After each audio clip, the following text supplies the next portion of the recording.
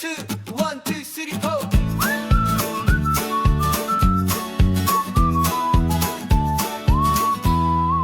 오늘이라는 무대 위의 주인공은 당신. 두려움은 위로하고 당당하게 걸어요. 넘어져도 괜찮아. 다시 일어서면 돼. 우리가 함께 하니까요. 사랑을 담아 전하는 아침의 인사. 갈리보와 보라카이에서 온 편지. 이상원 선교사의 희망 노트.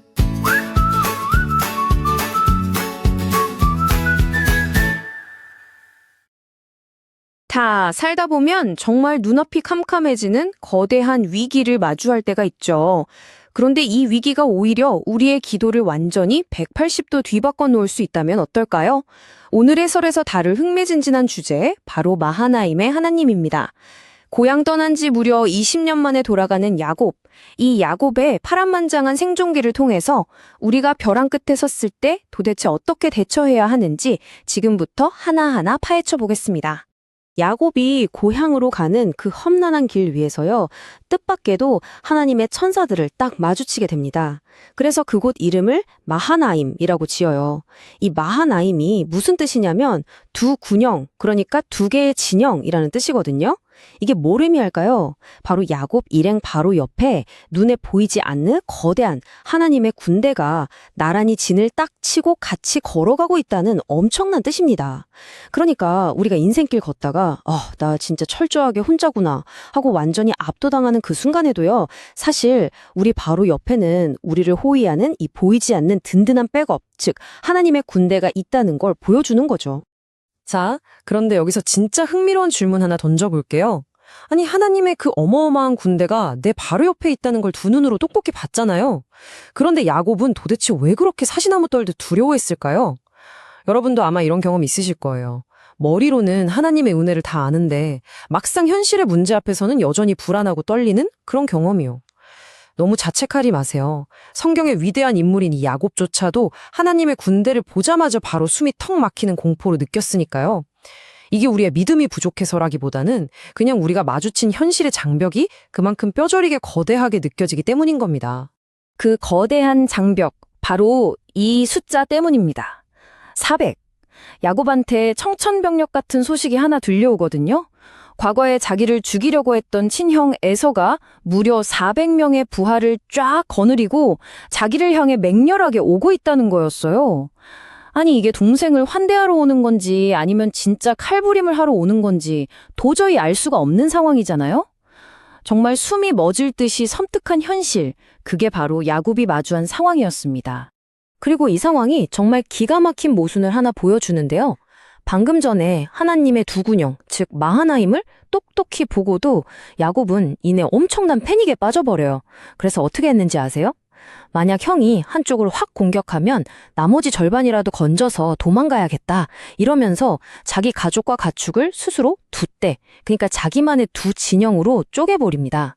하나님의 두 진영을 보고 나서도 막상 살려고 발버둥 치다 보니까 인간적인 계산기로 자기만의 두 진영을 급조해낸 거죠.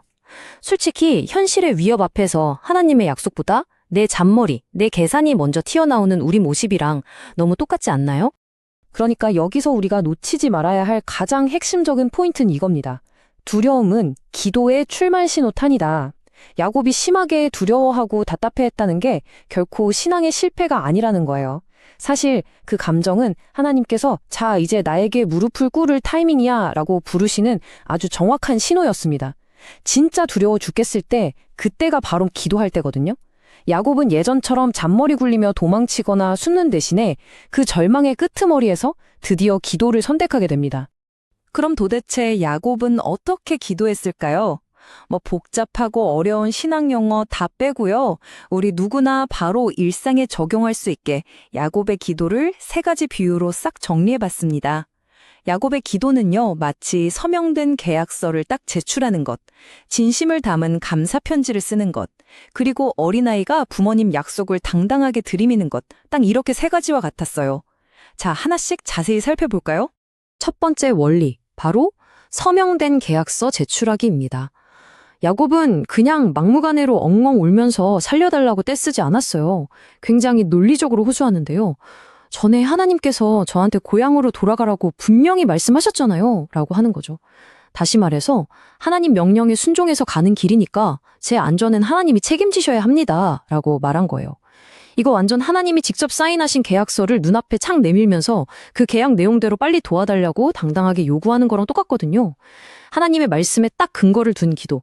이게 이렇게나 강력합니다. 두 번째는 진심 어린 감사 편지입니다. 야곱이 이렇게 고백해요. 제가 처음 요단강 건널 때는 달랑 지팡이 하나뿐이었는데 지금은 이렇게 2대나 이루었습니다. 라고요. 자기는 이런 엄청난 은총을 받을 자격도 없는 사람인데 이 모든 성공이 철저하게 하나님의 일방적인 은혜였다는 걸 아주 겸손하게 인정하는 대목이죠. 맞아요. 진정한 기도는 이렇게 완전히 낮아진 마음으로 하나님 진짜 이 모든 게 다 하나님 덕분입니다. 라고 엎드리는 감사의 고백에서부터 시작되는 겁니다. 세 번째 원리는 아이의 당당한 상기입니다. 야곱이 기도를 마무리하면서 주님께서 제 자손을 바다의 모래처럼 셀 수 없이 많게 해주겠다고 약속하셨잖아요. 라며 하나님의 약속을 다시 한번 쫙 펼쳐봅니다. 이거 생각해보세요. 부모님이 이번 주말에 놀이공원 가자 했던 약속을 기가 막히게 기억하고 있다가 주말 아침 눈 뜨자마자 엄마 아빠 약속하셨잖아요. 가야죠. 하고 매달리는 어린아이랑 똑같지 않나요? 하나님의 약속을 100% 믿고 끝까지 그 약속을 하나님께 상기시켜 드리는 것. 사실 이게 기도의 가장 중요한 핵심입니다. 자, 그럼 이제 기도를 쫙 마쳤으니까 평안하다 하면서 방에 가만히 누워 있었을까요? 절대 아닙니다. 이 숫자를 한번 보세요. 550. 기도를 끝낸 야곱은 형 에서의 그 활활 타오르는 분노를 달래보려고 암염소, 황소, 낙타 같은 가축을 무려 550마리나 엄청나게 준비합니다. 그냥 대충 묶어서 보낸 것도 아니에요. 아주 신중하게 선물들을 선별하고 가축들 사이에 철저하게 거리를 둬서 단계적으로 보낼 치밀한 준비를 싹 마칩니다. 이 대목에서 어떤 분들은 에이 뭐야 야곱 저거 기도 다 해놓고 또 인간적인 잔머리 굴리네 라고 오해하실 수도 있어요. 하지만 아닙니다. 최선을 다해서 행동으로 옮기는 건 믿음이 없어서가 아니라요. 오히려 나한테 주어진 책임을 치열하게 다하는 거거든요. 20년 전에 형을 속이고 야반도주하던 그 얍삽한 사기꾼 야곱이 아니에요.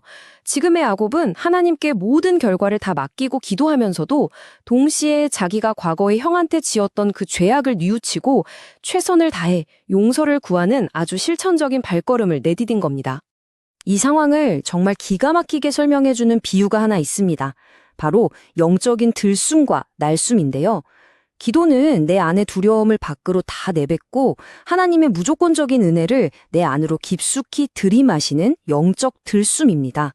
반대로 우리가 현실로 돌아와서 지혜롭게 문제를 대비하고 치열하게 내 책임을 다하는 건 아까 들이마신 그 맑은 산소로 에너지를 내서 세상에 내뿜는 영적 날숨인 거죠. 야곱이 형에게 줄 예모를 땀 흘려 준비했던 그 고된 과정은요, 과거의 얄팍한 속임수가 아니라 은혜를 잔뜩 들이마신 사람이 일상생활에서 아주 건강하게 숨을 내쉬는 자연스러운 과정이었던 겁니다. 사실 우리 일상도 매일 쳇바퀴 도는 것처럼 똑같아 보일 때가 참 많잖아요. 어제나 오늘이나 별다를 것 없이 늘 피곤하고 늘 비슷하게 땀 흘리며 살아가죠. 하지만요, 우리가 매일 아침 무엇을 들이마시는지, 즉 우리의 들숨이 달라지면 하루 종일 뿜어내는 날숨의 가치와 의미가 완전히 새로워집니다. 온갖 세상의 압박, 스트레스, 두려움만 잔뜩 들이마시면서 억지로 내쉬는 한숨이랑 나를 완벽하게 보호하시는 하나님의 그 엄청난 은혜를 깊이 들이마시고 나서 세상을 향해 뿜어내는 호흡은 겉보기엔 똑같은 일상 같아 보여도 그 안에 담긴 힘의 차이는 정말 어마어마하거든요. 물론 기도 한 번 딱 했다고 해서 상황이 무슨 마법 부린 것처럼 당장 짠하고 바뀌거나 내 안의 불안감이 완전히 싹 사라지지 않을 수도 있습니다. 야곱 보세요. 그 대단한 기도를 다 하고 나서도 여전히 형을 만날 생각에 떨고 두려워했거든요. 하지만 분명한 건 우리의 작은 신음조차 들으시는 하나님이 살아계시는 한 이 세상에 실패한 기도란 결코 없다는 사실입니다. 하나님은 우리가 얼마나 말을 유창하게 잘 하느냐를 보시는 게 아니라요. 두려워서 말문이 막혀 내뱉는 무언의 신음까지도 아주 깊이 경청하십니다. 이 문장을 꼭 기억해 주세요. 가장 강력한 기도는 하나님의 약속을 굳게 믿는 당신의 진실한 마음입니다. 자, 오늘 해설을 마무리하면서 여러분께 꼭 여쭤보고 싶은 게 있습니다. 지금 여러분의 삶을 무겁게 짓누르고 있는, 무서운 기세로 달려오고 있는 여러분만의 에서와 400명의 군사는 과연 무엇인가요? 턱 밑까지 쫓아온 재정적인 문제인가요? 아니면 꽉 막혀버린 관계의 문제, 그것도 아니면 갑작스러운 건강의 위협인가요? 그 거대하고 차가운 현실의 벽 앞에서 그저 두려움에 갇혀만 계시지 않기를 진심으로 바랍니다. 차라리 그 두려움을 기도의 출발 신호탄으로 삼아서 지금 바로 무릎을 꿇으세요. 그리고 마하나임의 하나님이 바로 이 순간 부어주시는 그 놀라운 은혜를 오늘 한번 아주 깊이 들이마셔 보시길 바랍니다. 그 거룩한 호흡 한 번이 여러분의 오늘 하루를, 아니 여러분의 인생을 완전히 새롭게 바꿔놓을 것입니다. 오늘 준비한 해설은 여기까지입니다. 마하나임의 하나님과 함께 건강하고 활기차게 숨쉬는 여러분의 매일을 온 마음 다해 응원합니다.